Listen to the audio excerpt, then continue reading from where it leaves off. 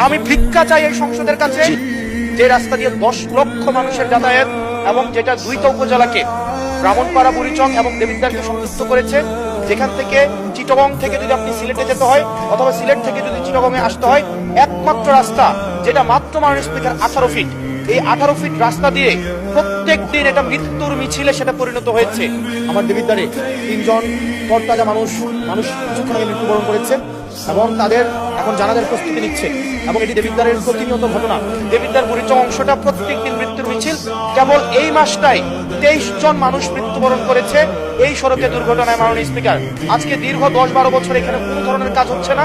আমি আপনার দৃষ্টি আকর্ষণ করছি, আপনার মধ্য দিয়ে মন্ত্রী মহোদয় নিশ্চিত করবেন কি কবের মধ্যে এই মৃত্যুর মিছিল থামবে এবং এই মহাসড়ককে, এটা লাইন অফ ক্রেডিটের আন্ডারে 6 লেনে হওয়ার কথা থাকলেও এটা মাত্র 18 ফিট হয়ে আছে। মাননীয় স্পিকার, এটা আমি এলাকায় মুখ দেখাইতে পারি না, এলাকার মানুষ আমাকে এখন বেঁধে রাখবে। মাননীয় স্পিকার, আপনার মাধ্যমে মন্ত্রী মহোদয়কে যদি আপনি একটা রুলিং দিতেন এই বিষয়ে যেন উনি যথাযথভাবে ব্যবস্থা নেয়।